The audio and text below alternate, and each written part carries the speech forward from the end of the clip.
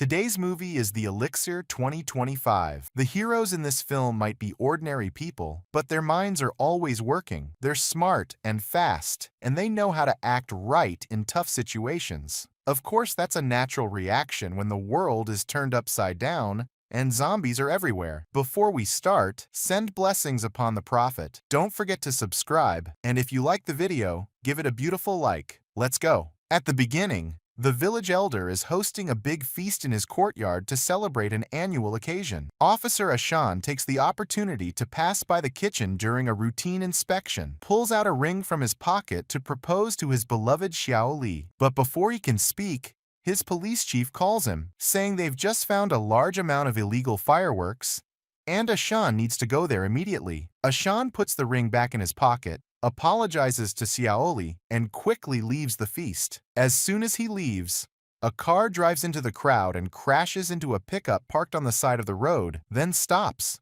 The village elder runs to check on the injured people, angry, and goes to ask the driver what happened. But as soon as he opens the car door, he finds the man inside shaking and confused. Suddenly the driver attacks him, pushes him hard, knocks him into the field, and starts eating him in front of everyone. The villagers freeze in terror, not understanding what's happening. To understand, we go back 5 hours earlier. A bankrupt pharmaceutical company had been conducting research for 3 months and finally managed to create a new drug. Before getting official approval, the research director made 2 samples, one to show his boss and one to give to a big client. The owner of the pharmaceutical company was about 60 years old, but his wife was young and beautiful. He looked tired and exhausted, but when the new drug sample arrived, he swallowed it all at once without thinking. Suddenly he heard noise outside. It was his daughter returning home with her family. His wife Lena rushed to greet them, but his daughter Lusang couldn't stand her young stepmother. After a while, the boss came out of the bathroom and was shocked when he looked in the mirror. All the wrinkles on his face and the white hair on his head had disappeared. He looked much younger, as if he'd gone back decades. Excited, he ran quickly to his young wife, telling her this was the company's new discovery, the youth drug. But his daughter Lusang was sitting with her husband, plotting to sell the pharmaceutical company. They had even prepared a promotional video and were negotiating with her brother Kadan to split the money. The rich family's son was at home designing games, not interested in anything business-related. When the rejuvenated company owner entered the living room, everyone was shocked. Ludi, his son-in-law, thought his father-in-law had just dyed his hair. The owner gave no explanation. Instead, he made a strange, sudden decision. He announced he would stop selling the pharmaceutical company because the new drug they invented would change everything. His daughter Lu Sang became very angry. She had planned to divorce her husband, take her son, and start her own business as soon as she got the money. She hated that house and everything around her. Her husband went out every night partying, and her young stepmother used to be her close friend, but now they couldn't stand each other. The atmosphere suddenly turned so tense they couldn't control it. The company owner exploded in anger, veins bulging in his neck,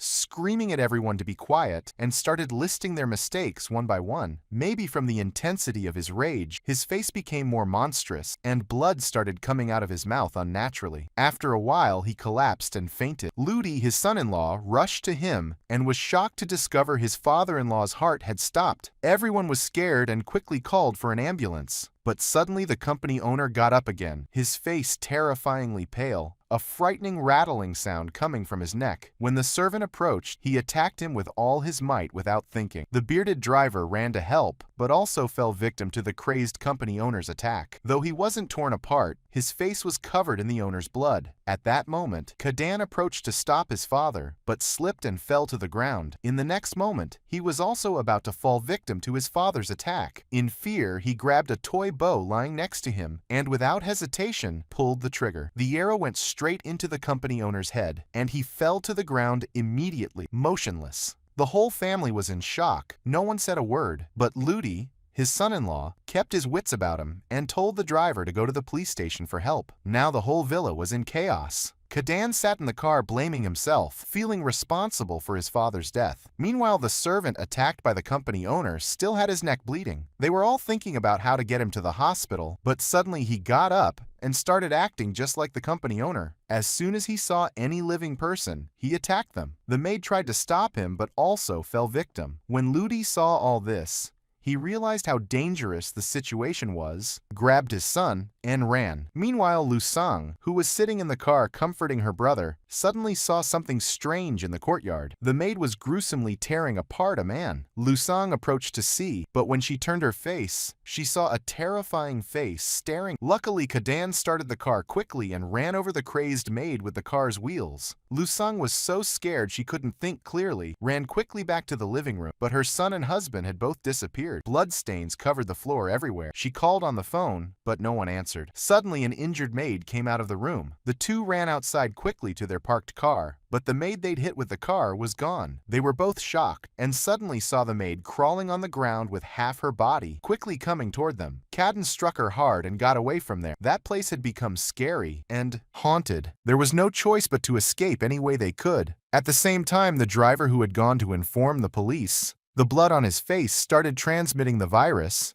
and the infection spread through his body. Suddenly, as he was passing by the village elder's house, he lost control of the car and crashed into the crowd. When the elder opened the car door, the driver inside had become a full zombie, brutally tore apart the village elder, then crazily attacked the people at the feast in the blink of an eye. The whole celebration turned into a disaster. Ludi and the others were still trying to escape attacks from the now zombie servant. They were hiding around the car as if playing hide and seek, but just as they were about to pass, Ludi's phone rang. Suddenly, the zombie servant attacked as soon as he heard the sound, attacked them with full force. They all fought with everything they had, and with difficulty managed to save the young boy. While the struggle was going on, suddenly heavy rain started pouring down from the sky, and no one knew why. That zombie servant stood completely still in his place, as if someone had stopped him. Everyone took a deep breath and seized the opportunity to escape quickly. Lodi grabbed his phone. The call was from his wife, Lo Sang. As soon as she learned her son was still alive,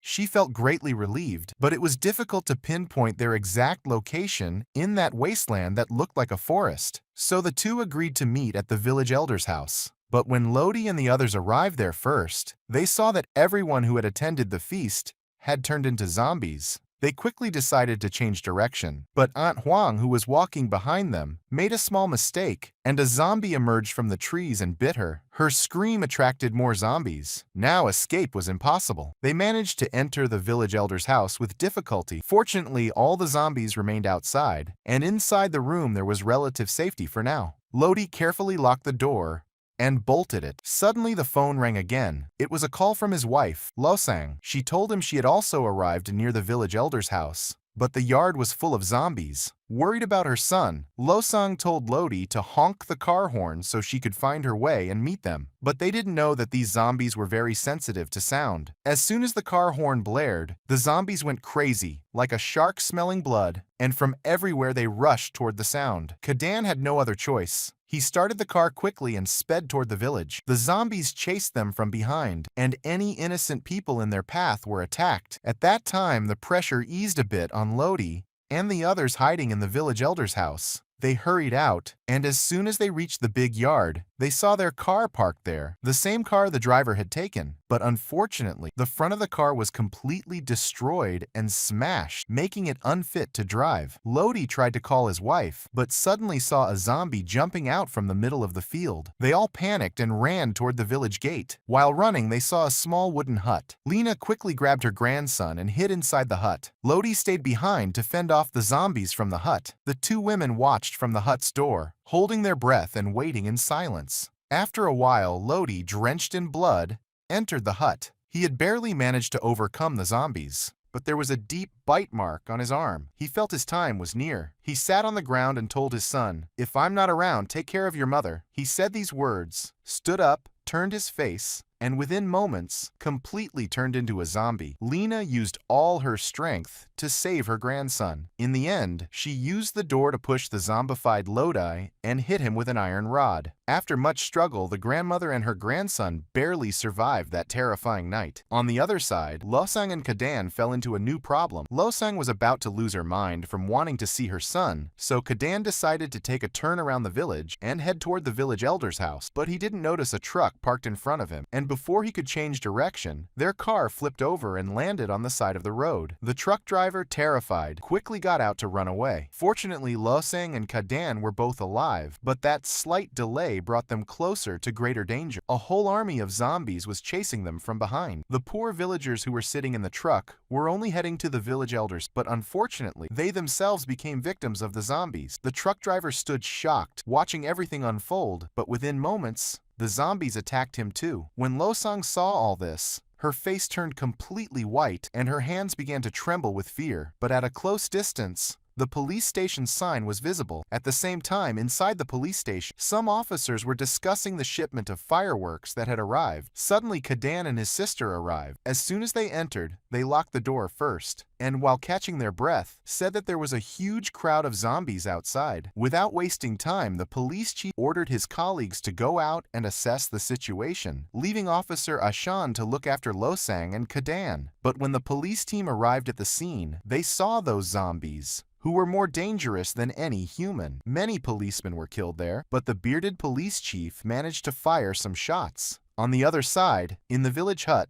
Lena and her grandson became frightened when they suddenly heard footsteps coming from outside. But what reassured them was that the person who broke the door and entered was not a zombie. It was Shaoli, the same girl who managed to escape from the village elder's feast. In fact, that hut was her home. As soon as she entered, she called her lover Ashan, but before she could explain anything, Ashan hung up, scared. They all helped him get inside and close the door with difficulty. They managed to fend off the zombie attack, but suddenly saw that the police chief was injured and had a zombie bite mark on his arm. Losang guessed he would turn soon, but he ignored her and called for an ambulance immediately. In the next moment, the injured police chief stood up. Kadan quickly drew his gun and fired, but the bullet didn't hit his head directly. He just fell to the ground, still alive. No one could compose themselves as he was about to attack Ashan, but the others all pulled him away. Kadan and his sister approached, and together, they managed to restrain him. Finally, they locked the injured police chief in an iron cage. But outside the police station, a large crowd of zombies was gathering. In this situation, Kadan was the calmest. He told Ashan to call quickly for help. And on the other side, Losang was going crazy from worry about her son. As soon as she learned her son was hiding in Shaoli's house and was still safe, she burst into tears.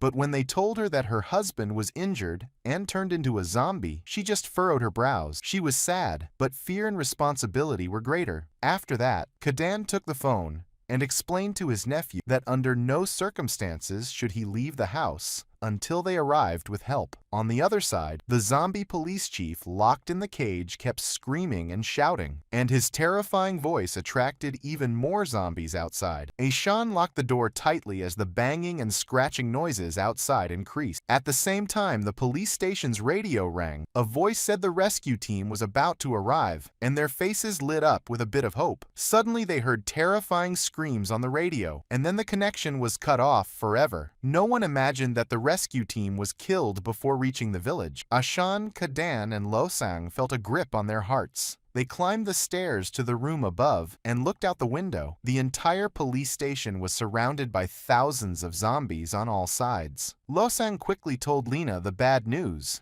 and now she forgot all her disputes with Lena. She said just one sentence: "If I'm not around, take care of my son." On the other side, Kadan and the others began to think of any way to escape. Suddenly they remembered that the zombie had bitten her in the last battle. In the final moments, Losang said goodbye to her son as she left him. At the same time, many zombies ran out from the flames. She screamed loudly and told them to run, then lit the fireworks in her hand. This time the plan worked, but it cost her her life. The next morning, Lena finally managed to leave the village safely with her grandson, but they didn't know that at the same time, the infected lab guard was also heading out of the village. The big client who was supposed to buy the pharmaceutical company in the big, bustling city was still wondering why he couldn't contact the owner of the company. But as soon as he looked at the table, he saw a whole empty box of the life-extending medicine. Clearly, the story of the zombie virus didn't end here, and that's the end of the movie. See you in a new summary,